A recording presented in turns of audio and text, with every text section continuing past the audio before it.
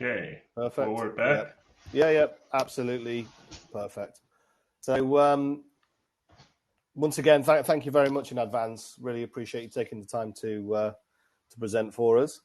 To formally introduce you, this session will feature our event partner, Scitara. And for this session, we have Geoff Gerhardt, who is Chief Technology Officer for Scitara, and he'll be presenting on accelerating scientific discovery through true digital transformation. So I'll turn over to you now. Okay, thanks, Mark. And thanks everybody out there that's listening. This is the first time I've done a virtual presentation like that, just staring at a screen. So should be interesting. Anyway, so what I'm going to talk to you today about is the Scitara's DLX platform that we've developed, and specifically around how we connect into devices and applications that are on-prem, and some of the challenges that we've had and solutions we've come up with to be able to connect devices and applications that exist on-prem around some network security concerns. So just a bit of background. Scitara started about 3 years ago, and what we've developed is what we're calling a scientific integration platform. You can think of it as similar to other applications or iPaaS or integrated integration platforms as a service, like Zapier or Boomi or MuleSoft. These are integration services that provide integration of business applications. You get a Gmail, and then you can automate putting the attachment into your Dropbox. We're an iPaaS, but we are specifically for science. So we provide connectivity into all of the assets that exist in the lab. As you'll see, simple devices like a pH meter, but also applications like chromatography applications or connectivity into things like OPC bioreactors, but also web services. We provide a lot of the connectivity into business applications like OneDrive or Office 365 Excel or Box, but also specific science-based web service applications like ELNs and IDBS, Polar, Benchling, things like that. So really what we're trying to do is provide true data mobility. Sort of release data from proprietary standards and make it so it can be moved around the lab as effectively as possible. So quite often when we go into a lab, we see a situation like this. A lab has a variety of informatics applications they use to manage and direct lab data around the lab, as well as things like PCB instruments, chromatography instruments, standalone system instruments like pH meters or balances, streaming data systems like a bioreactor. And it's actually not that difficult to create individual integrations. So there's, of course, lots of LIMS have integrations into standalone instruments or chromatography systems. But as you begin to connect the entire lab, all of these point-to-point integrations or proprietary integrations get difficult to manage because they're all unique and they all have different interfaces to them. What Scitara is trying to do is provide a more uniform connectivity platform. We do the work of creating connectivity into the lab-specific applications and devices, and then a communications network that allows all of these now to communicate once they're all talking the same language. And once they're all connected, then we have an automation layer that can be put on top that can automatically move data from each one endpoint to another. So the way we provide this connectivity, once we have our system installed, it's a cloud-based system. We begin to connect all of the devices and applications. We really break these down into three different types. One is devices or sensors that exist on-prem in the lab, and these are balances, pH meters, particle counters, temperature sensors. To connect these, we have a few options, but the one I'll talk about first is an IoT box. It's a small Linux device that has a variety of connectivity options. The most popular is RS-232 that connects into the device, and it can speak that device's language and then connects up to our cloud service. We have a universal RS-232 connector that can configure to work with most lab devices. And to create a new connection, you start in our platform, and it walks you through the process of setting up a connection. You'll specify the device. In this, it's the Sartorius entrance balance. It'll give you an association token that it can use to authenticate, and I'll show you how that happens. And once you walk through this process and your device comes online, you'll see it on your dashboard. That's a picture of the device here beside the Network Toledo balance that's connected to that. So the other type of connections we have on-prem are application connections. So these are chromatography systems, plate readers, things like LabX, or protocols like OPC. So quite a lot of bioprocess equipment uses OPC as a connection protocol. We have a connector that will speak that language as well. And so we also have a Windows file connector because a large number of scientific applications don't have an API, but they exchange data with by dropping files or being able to pick up files. So each of these, we create dedicated connectors that communicate with that application. It's usually a Windows application based on the API it has. So Chameleon has a very rich .NET connector API that we work with Thermo to create a connector that will allow these to participate in the DLX platform. So again, in here, you'd go on, if you want to create a new Chameleon connection, it would walk you through the steps to set up the connection. And ultimately, it's going to ask you to download the agent that you would install on the PC that had Thermo Chameleon software on. And that would then provide the connectivity, and you would see a connection icon for this connection on your DLX dashboard. The third kind, the last kind of connectivity we would provide is for web service connections. So we have connectivity into a lot of the primary business applications. Snowflake is a data lake application a lot of folks use. OneDrive, Excel, Office 365, the Google Sheets, Google Drive, Box, things like that are typical Windows business applications that labs use.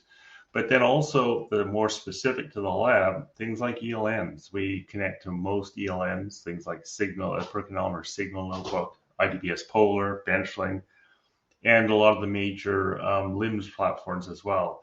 These are all web-based interfaces, and so we use the API that's provided by each of these. And we also have a universal web service connector that can be configured to work with any API that we currently don't have a bespoke connector for. So, and again, in a similar way, to add a new connection to your dashboard, it walks you through the process.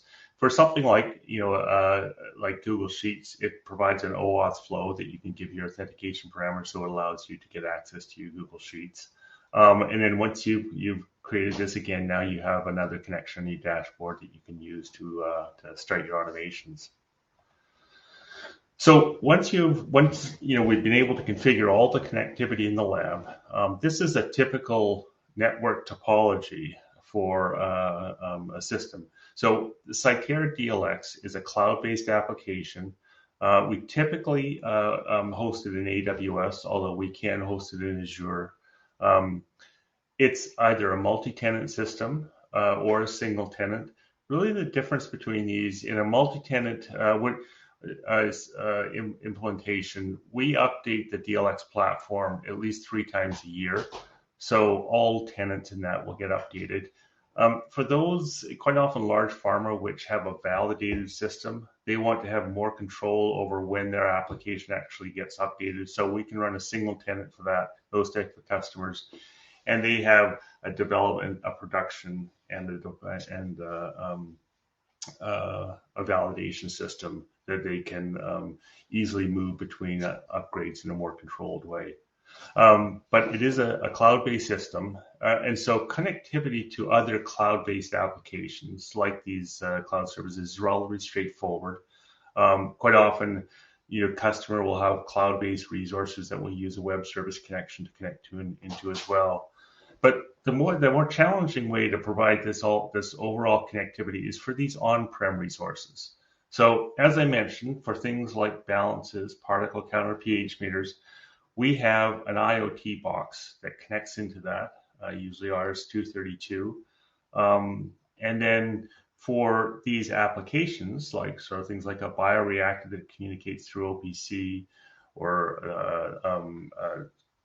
thermochromeleon chromatography system, we have an application that gets installed on that PC and runs as a Windows service, and then connects to that application through its API. And then the first thing that these do when they're installed is they are given an initial authentication token, and they reach out to the DLX platform and announce their presence. And the DLX remote connector service will validate the authentication token it got initially. And then once that's been validated and the authentication happens, that communication is upgraded to a bidirectional persistent connection. And so now all of these devices and applications are connected in real time to the DLX platform. And what it means to be connected is that any of these devices or applications can publish an event on the system. A chromatography might publish an event that a sample's been analyzed, or an OPC bioreactor could publish a new bioreactor conditions, or a pH meter might publish that it has taken a new pH meter. But they can also execute actions. And so you might want to send a sample set to Chromeleon, or send a plate instructions to a TCAN plate reader, or ask a bioreactor to send back its current conditions. And so all these both on-prem devices and web devices now are communicating in real time, publishing in events. And that's where our automation platform can take over. It's an event-driven system that can create automations. But as I said at the start, this is a real challenge to be able to connect these on-prem systems, given quite often we're dealing in pharma situations where they have a dedicated network that often there's a firewall involved. Because our connectors reach out, and our DLX application isn't attempting to reach into the fire, we don't need to open up external firewall rules. But most large pharma labs have a dedicated lab domain that even restricts on what on-prem resources can reach out. And quite often, these firewall rules are as an IP basis. So each IP address needs to have a configured rule that allows what external resources and IPs or domains it can reach. And that can be quite demanding to be able to ask, if you have thousands of these devices and applications, each one of them needs a firewall rule. This is something that we've encountered and come up with another solution that doesn't require that sort of configuration. So for a small biotech lab or an academic lab, this is often a good way to go. It's if these devices can reach out to our application, it's a very rapid way to get going. But for large pharma labs, what we provide is we found that these serial to network devices that convert RS-232 or 485 to a network protocol can be used to connect these devices. But then we have a DLX agent that's an appliance that can sit in this dedicated domain that can now run all the drivers necessary to communicate with all these individual simple devices. And then it reaches out through one IP address to the DLX. So there's only one IP address that needs to be configured to communicate, to allow it to communicate to our DLX platform. But that still leaves all of these applications that need, again, separate configurations. So one thing we're working on right now is upgrading the DLX agent. So it can also act as a relay for all the application connections as well. So again, both all of your on-prem devices now go through this DLX agent, as well as all your applications. So there's only one firewall rule that needs to be made to penetrate out the firewall, which we found to be a much more amenable way for a large, highly protected network to be able to be configured.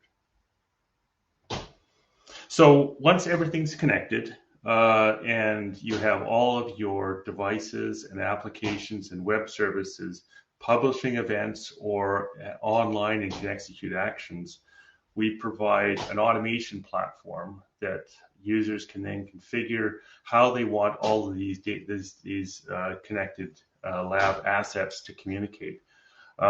It's a very easy drag and drop sort of interface that starts we call them orchestrations. Every orchestration starts with some sort of a trigger, and then all of your connections can pass data down through in a series of steps. So this is one where a user's walked up to has a sample from a bioreactor and is going to perform an analysis on an instrument.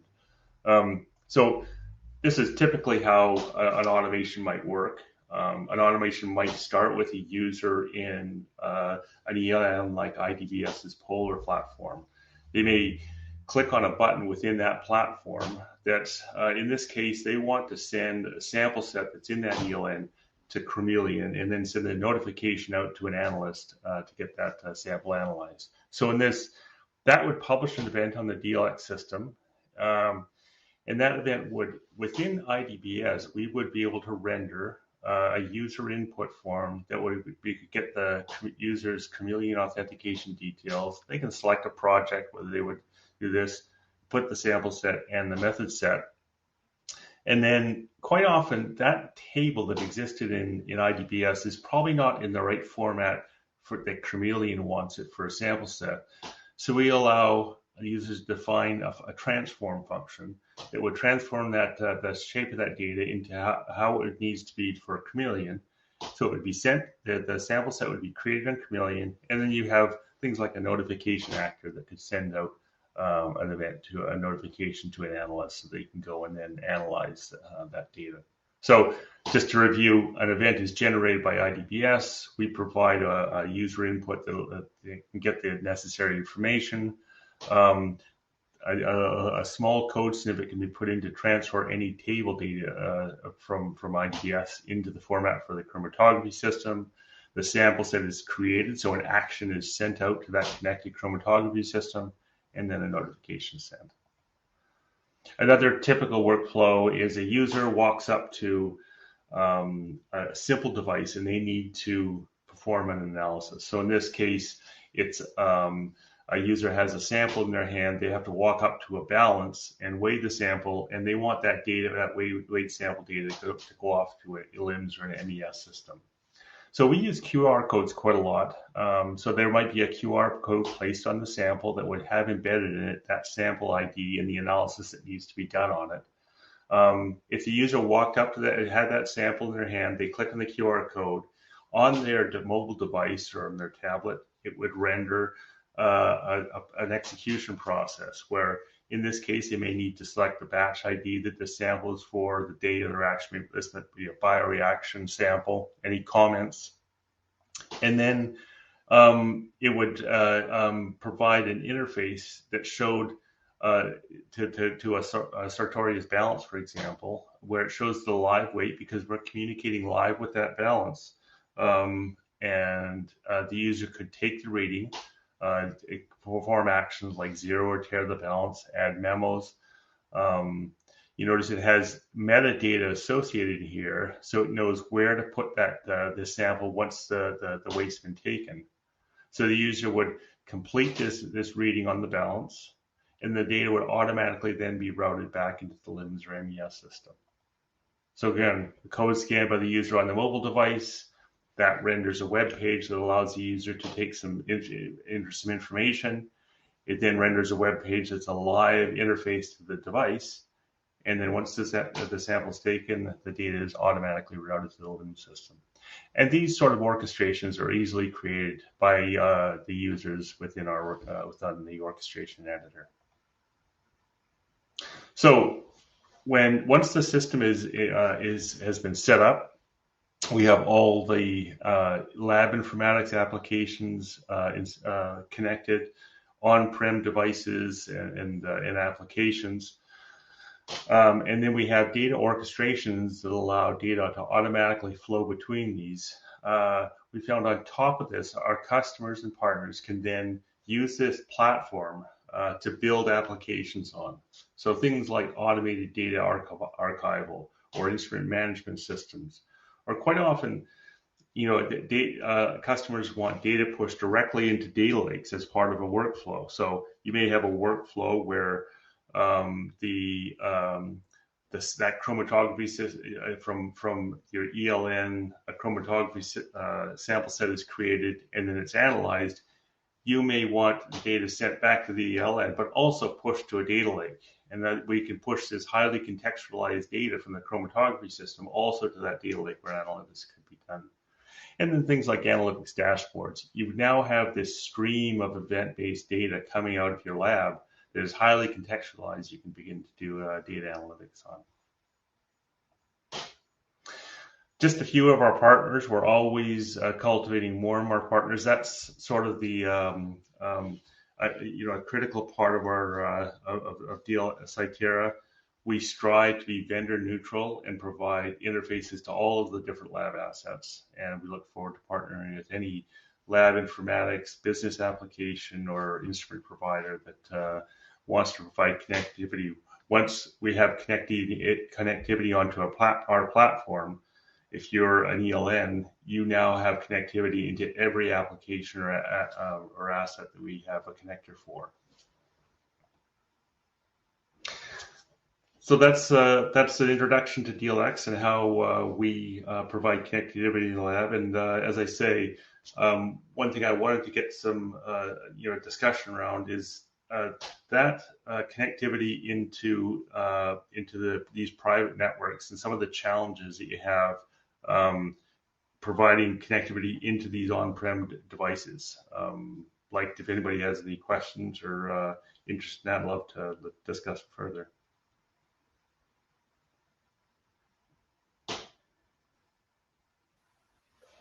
Hi, Geoff. Thank you very much for. Can you hear me? Yes, I can. Perfect. Thank you very much for the presentation and for taking the time to run through everything. I've reminded everybody on the Q&A on the discussion tab that they can put questions across. So another reminder to the audience: if you've got any questions, drop it in the Q&A tab. We've got a couple of minutes to run through things. I'd also like to remind you that Scitara are a sponsor of the event, and they do have a virtual booth as well. So Geoff and his team will be over at that virtual booth in the next break, and you can feel free to go see them, go meet them. You can pick up the materials, you can drop them a message, you can leave your contact details. You can even arrange a one-to-one meeting, so you can have a Zoom style. Team style meeting as well, face to face, like we are now. We also have HiBite as well, who are a sponsor. So take the networking break to engage with one another, and obviously the sponsors as well. So we've got a question that's just dropped in. I'll read it out for you. Does the DLX agent perform analytics on the edge, or is it just a gateway? Latency for processing loads of data on the cloud is a concern. A question and so the agent itself doesn't do any processing. It is really just a relay. We will be adding buffering capability and being able to, if an application or an instrument gets a request, but it's gone offline, that request will then be sent once it comes back online. But currently, it's just it's a relay. Latency and processing loads. Things like one thing that DLX currently does is it handles result data. We will be adding in the future the ability to handle large files like a microscopy file, and then bring that up and keep it on the edge so it doesn't sort of bog down our event queue. Yeah, so anyway, in answer to your question, it really is just a relay to be able to relay the events and actions to and from. Perfect. Doesn't look like we have any other questions dropped in as yet. So on that note, I'd like to thank you again. Thank you very much for taking the time to present. And another quick reminder to the audience that Geoff and the team will be over at their virtual booth. We have a break now, so take a break for 30 minutes, and I believe the next session takes place at 10:35 Pacific time. So do come back, tune into the presentation from Stephen Driver, Global Energy Program Director, Principal Engineer from Sanofi. Once again, Geoff, thank you very much, and Thanks, Mark. we'll see you all again shortly. Thank you.